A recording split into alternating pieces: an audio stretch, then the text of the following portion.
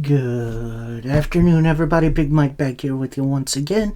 Welcome back to Big Mike Talks, where today I'm going to be talking about my review of Money in the Bank 2024.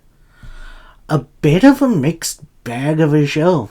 Gotta say, had its ups, has its downs, and has its bottomed out. So we're going to go over it. And we'll see what you all think. So, first matchup of the evening is the men's Money in the Bank ladder match, where the goal is to climb the ladder, take down the briefcase. In the case is an automatic title match for the winner's choosing. So, our participants: main event Jey Uso, Carmelo Hayes, LA Knight, Chad Gable, who the announcers say have never been in a ladder match. That's insane. And Drew McIntyre and Andrade. And this match was pretty much the controlled chaos we all know and love from previous Money in the Bank ladder matches, including a crazy leg drop on top of a ladder from Carmelo Hayes. Chad Gable kind of ran the show for a little bit near the middle. Goes for a spinning ladder attack, but that misses. Drew with a big old backbreaker on the ladder. At one point, we had two ladders set up. Andrade's going up. Chad Gable's going up the other side. Gable then bridges with an ankle lock to Andrade. That's crazy.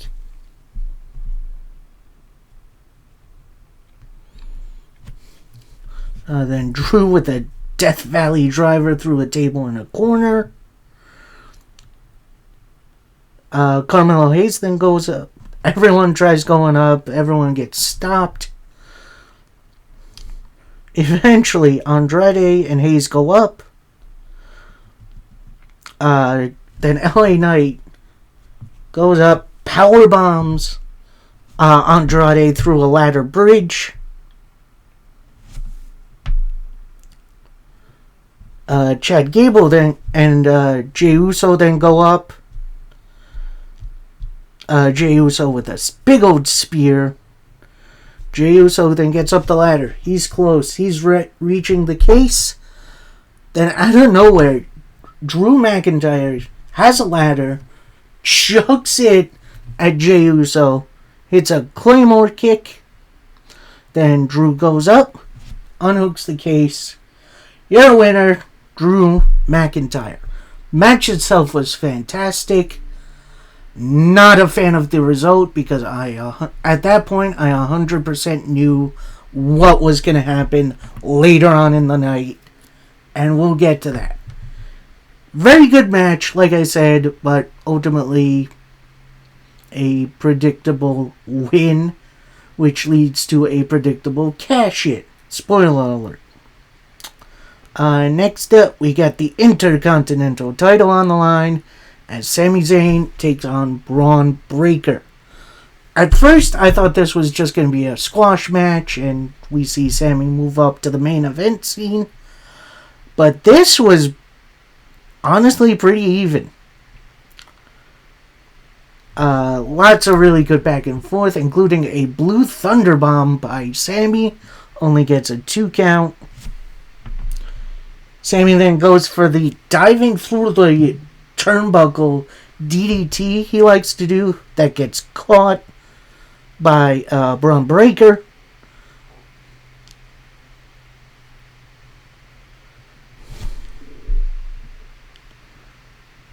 Braun then hits a military press slam, goes for the spear. Sami Zayn with a knee up. Sami with a haluva kick to pick up the win. I know there's a few people disappointed that Braun didn't win right there.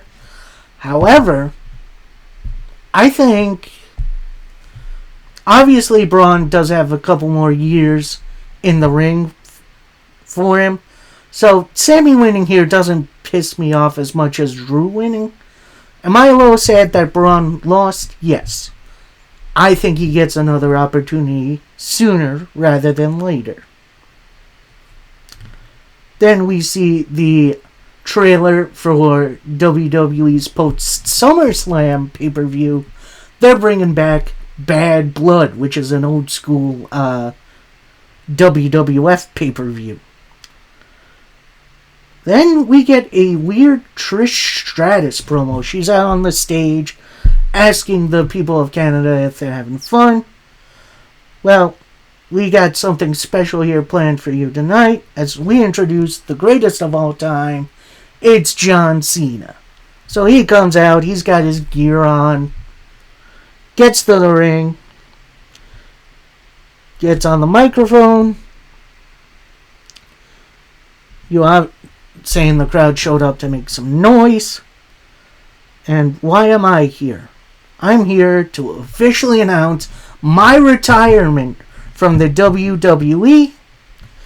And while I've heard mixed opinions about me, there's a lot of questions. Why here? I've seen a lot of highs and lows in the WWE.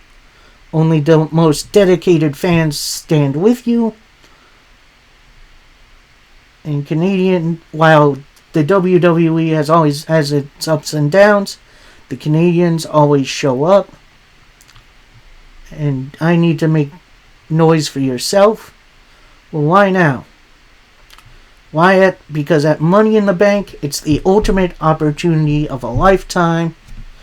We got Raw making history when they're moved to Netflix. So, coming up, 2025 Royal Rumble will be my last. Elimination Chamber will be my last.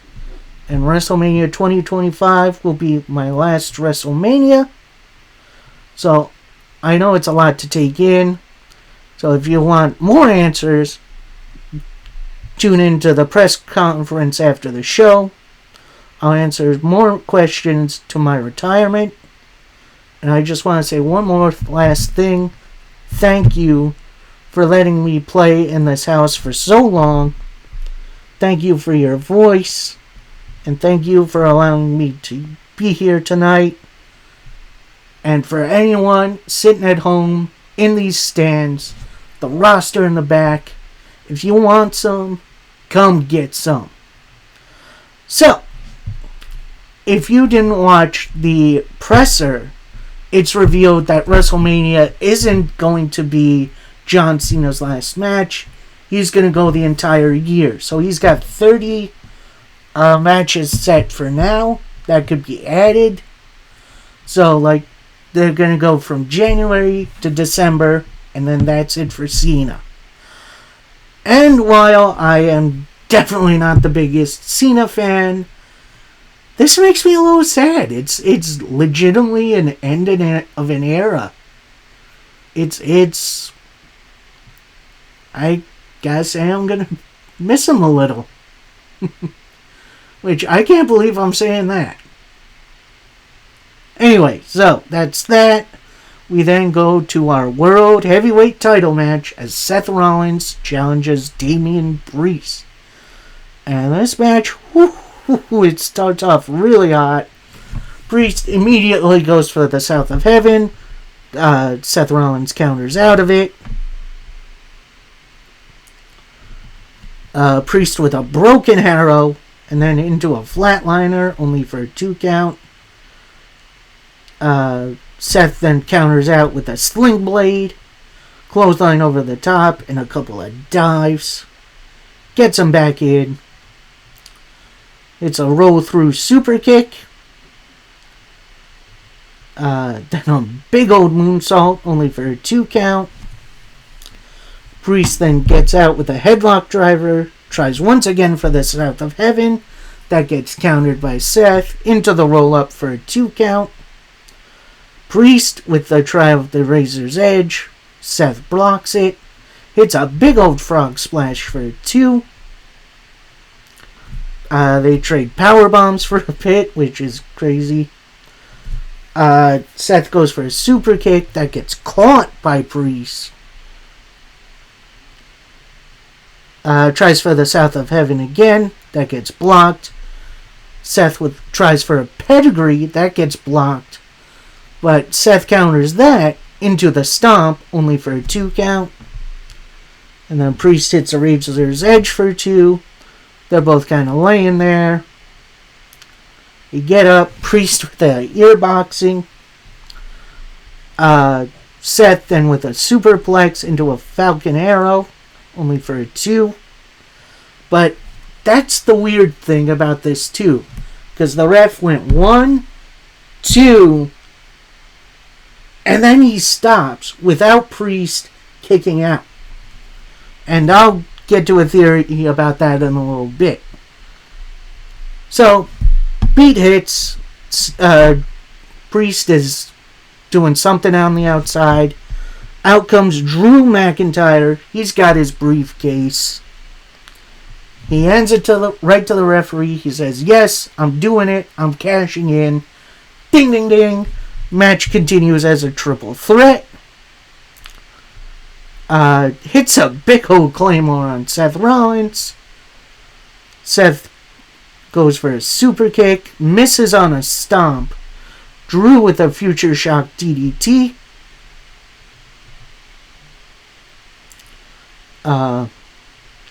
Priest then gets up, tries for a South of Heaven. That gets blocked.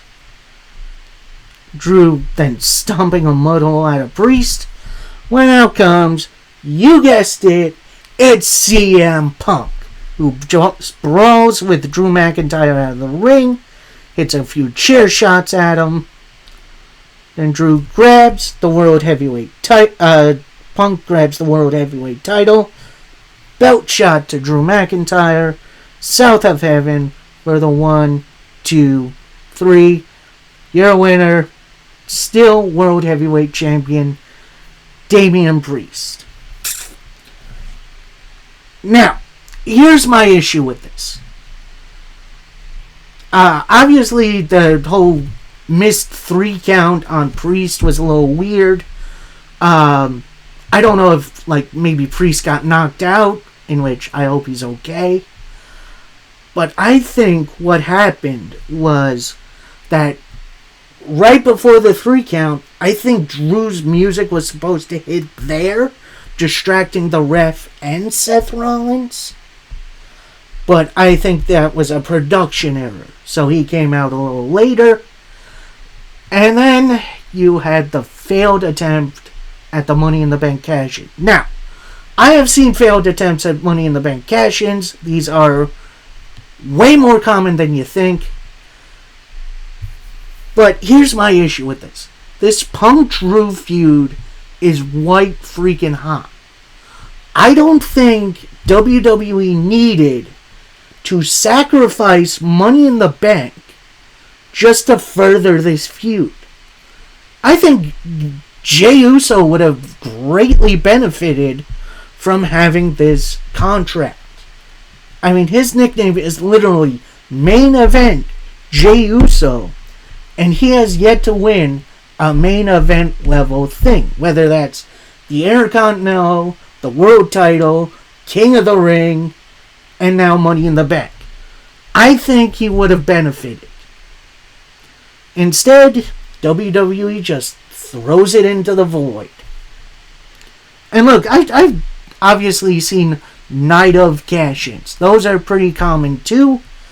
But I would like to see someone, and if you're going with Drew, have it a little bit longer. Maybe until SummerSlam at least. Even if he's going to lose. I don't know. I feel like it's a waste of the Money in the Bank contract. And it makes Drew and Seth look stupid. And it makes Priest feel like, he's reliant on others to retain his title. Even if Punk isn't in Judgment Day, it's frustrating, and it's repetitive, and it's boring, and I can't believe I'm going to say this. It feels like something Vince McMahon would book. Yeah, I'm invoking that. It feels like a swerve for a swerve. I don't know. I'll obviously let this story breathe a little bit, but I can't help be a little disappointed. Anyway, moving on from that, we get a nice vignette of Gunther, which always like. Then we get to this weird match, as it's the women's Money in the Bank ladder match. We get Tiffany Stratton, Naomi, Zoe Stark, Chelsea Green, who got a big old pop on her entrance, Io Sky, and Lyra Valkyria.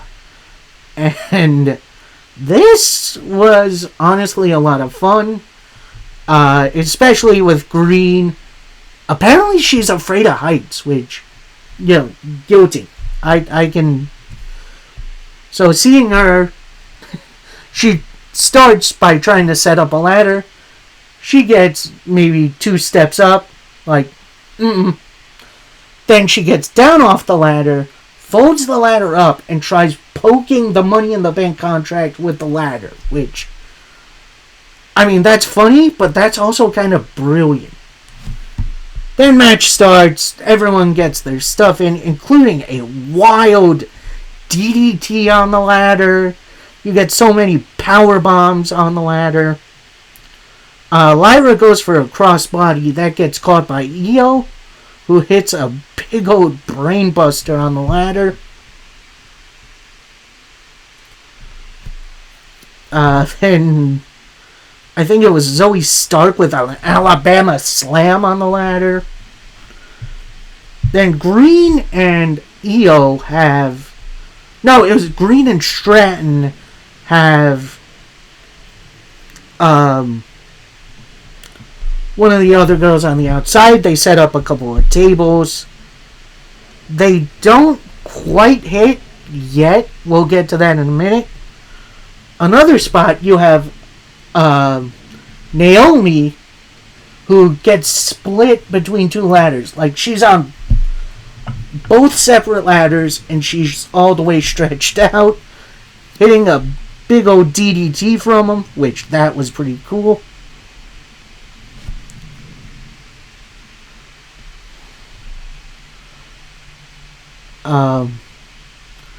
Then we got plenty of ladder bridge spots, including a few power bombs, which is crazy. Then Naomi goes up, tries to get the case. Green stops her. She's on one of the ladder bridges.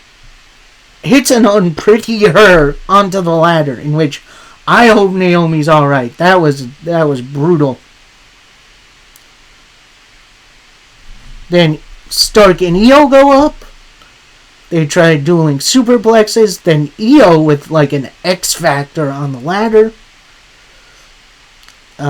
Green tries to go up.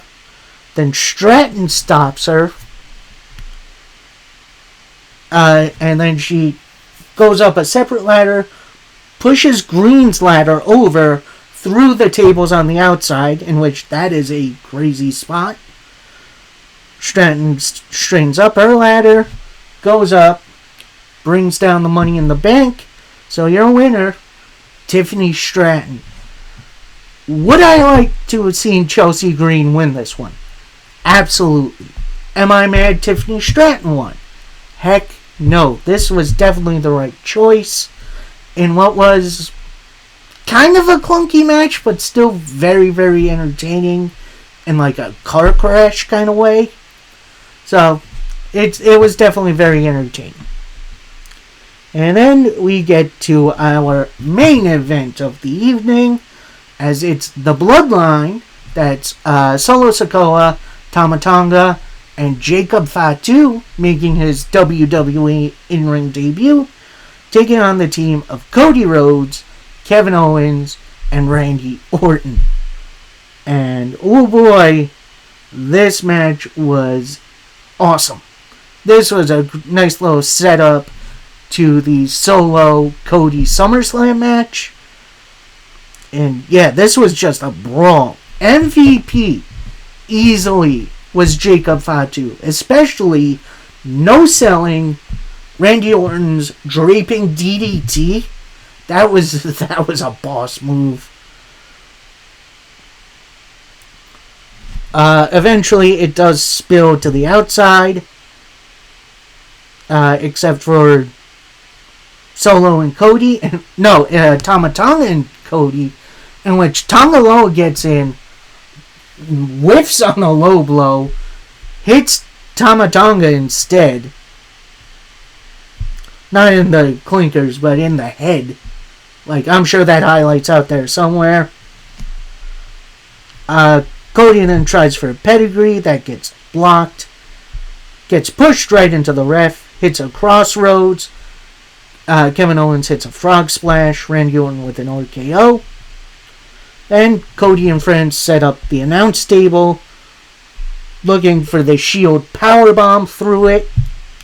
But that gets countered.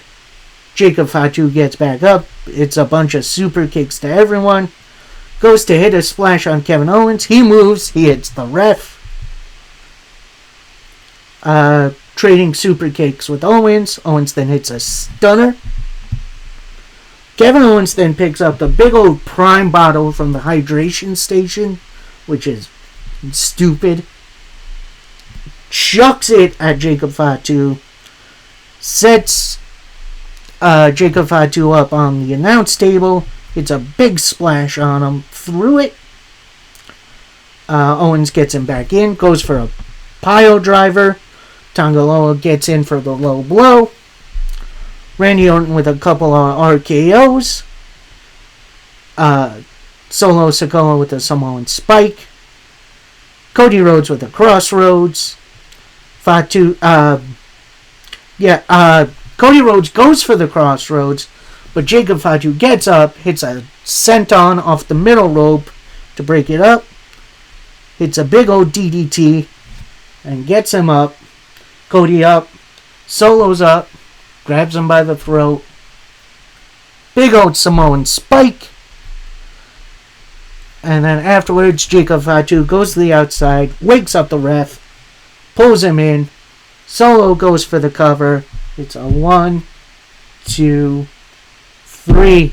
And your winners, the Bloodline. So, this was definitely a much needed win for the Bloodline.